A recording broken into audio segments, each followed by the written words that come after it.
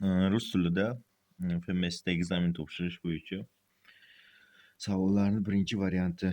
Birinchi savol. Здравствуйте. Я хочу сдать экзамен для получения патента. Добрый день. Вы можете сдать экзамен во вторник. Aytyapti, assalomu alaykum. Men patent olish uchun ekzamen topshirmoqchiman deyapti. Bu javoban aytyapti va vtornik deyapti. Seshanba kuni deyapti, o'zingiz bilan deyapti migratsionniy karta va pasportingizni olib olishingiz zarur deyapti. Bu sentr тестирования bo'ladi. Birinchi va uchinchi variant. С собой необходимо иметь миграционную карту. Uchinchi va to'rtinchi savolga o'tamiz. Уважаемые покупатели, если вы потеряли свои вещи в нашем магазине, обратитесь к администратору. Уважаемые покупатели, если вы потеряли свои вещи, обратитесь к администратору. Agar shaxsiy narsalaringizni yo'qotgan bo'lsangiz, administratorga murojaat qiling. Uni shunaqa e'lonni qayerda o'qish mumkin deb savol beryapti. Bunga targ'ib sentr deb qo'yamiz. Administrator bo'lgandan keyin targ'ib sentrda administrator bo'ladi, poliklinikalarda, bankda bo'lmaydi. Уважаемые покупатели deyapti, xaridorlar deyapti. Bunga ham e'tibor beramiz. О потерянных вещах можно спросить. Yo'qolgan narsalar bo'yicha kimdan so'rash mumkin deyapti? Administratordan so'rash mumkin.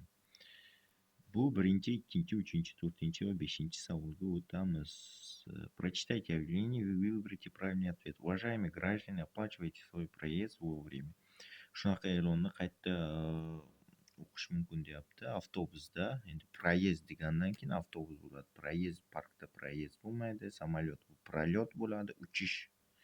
Proyezd bu A точкаdan B точкada transport vositasida harakatlanish.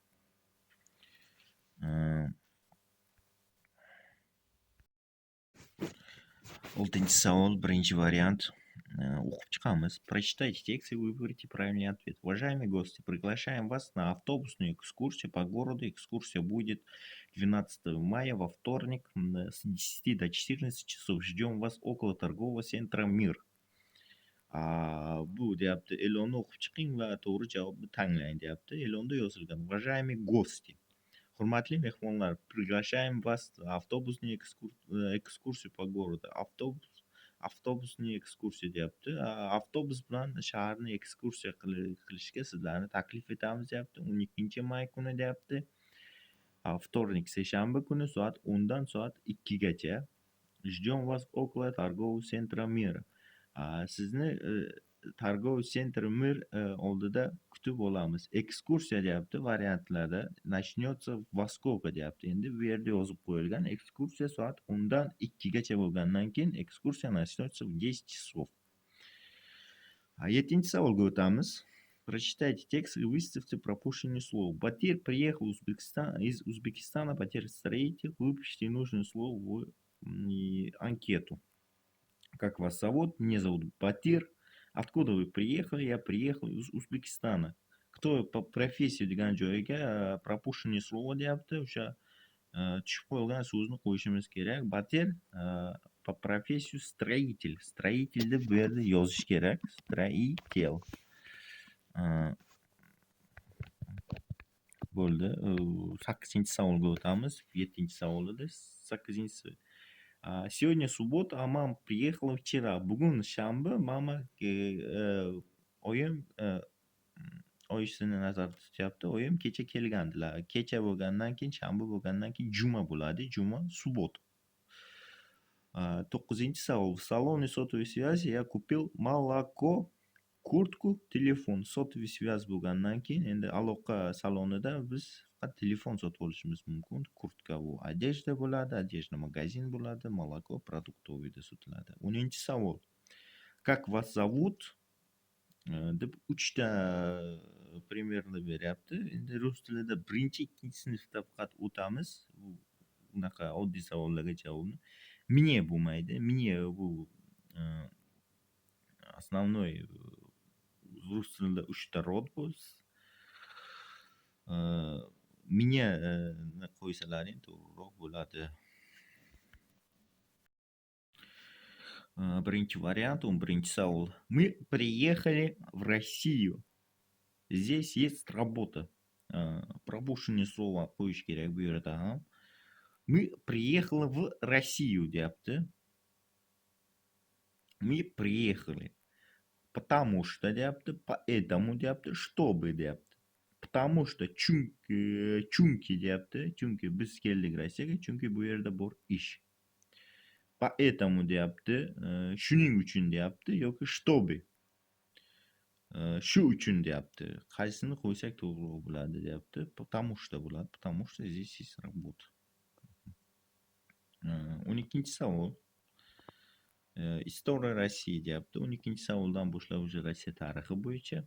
4 ноябрь, 4 ноября в России празднуется Международный женский день. 8 март, 8 март, День народного единства. 4 ноябрь, to'g'ri, День Победы 9 may nishonlanadi. G'alaba kuni. 13 savol. Столицей Российской Федерации является Москва. Moskva. Rossiya Federatsiyasining poytaxti haqida so'ralyapti. 14 savol. Великая Отечественная война закончилась в 1945 году. Великая Отечественная война deb savol berilganda bu 41-45-yil. Agar ikkinchi jahon urushi deb savol berilsa 39-45-yil deb javob berasizlar. 15 savol, birinchi variant. СНГ, Содружество независимых государств, было образовано после распада СССР. СНГ 1991-yil SSSR bo'lingandan keyin tashkil topgan mustaqil davlatlar hamjamiyati. 17 savol. Статья 62 Конституции Российской Федерации определяет иностранных граждан на территории Российской Федерации согласно этой статье. Birinchi variant. Иностранный гражданин пользуется всеми правами, несут обязанности наравне с гражданами Российской Federatsiya. Yo'q, bu to'g'ri kelmaydi. Chunki hech qachon chet el fuqarosi Rossiya fuqarosi bilan bir xil barobar huquqlarga ega emas.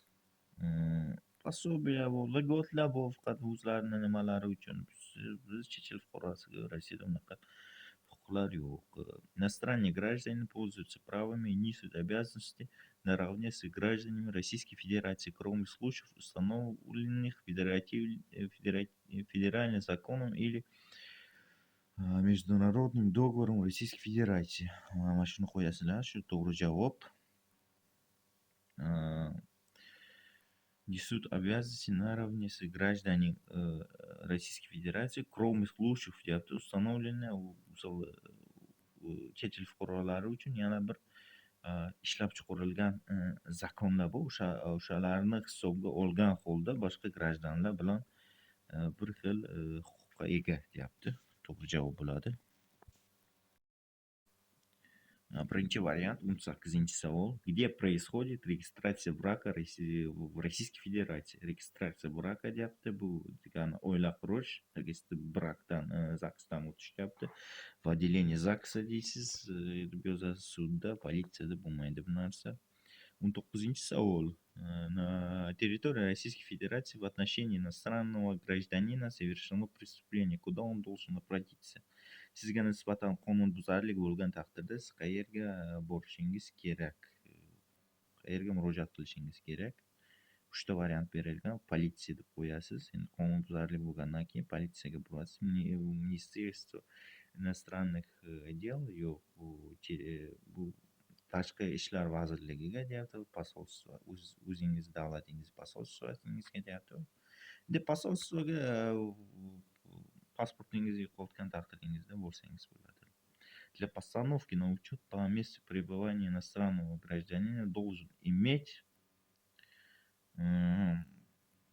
постановка учет deyapti. Endi registratsiyadan o'tish uchun, misol bitta joyga учетga qo'yishingiz uchun sizga pasport bilan migratsion karta kerak. Endi birinchi kelganingizda keyin основание patent bo'ladi. Если иностранный гражданин нарушил правила постановки миграционной на учет, то он привлекает к ответственности дисциплинарный deyilgan, уголовный deyilgan, administrativniy deyilgan. Endi misol qanday учетga qo'yishni qanday buzish mumkin? Qoidalari misol siz учетga qo'ygan joyingizda yashashingiz mumkin. Siz bir joyga учетga qo'yib boshqa joyda yashab yursangiz, sizga faqat administrativniy ответственный deyildi. Faqat sizni shtraf qilishi mumkin. Уголовный unaqa narsalar yo'q. 22-savol, oxirgi savol.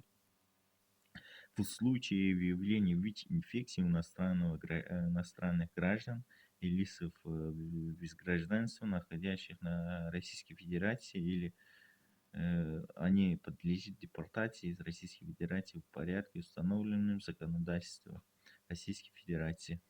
Verma li sujudini deyapti. Verna, agar sizda VICH infeksiya, ya'ni spid kasalligi bo'lsa, sizni Rossiyadan chiqarib tashlashlikka hozirgi 2026-yil bo'yicha вообще-то umrbod deport urishga haqlari bor. Mana endi tekshiramiz rezultatlarni. Bu birinchi variant.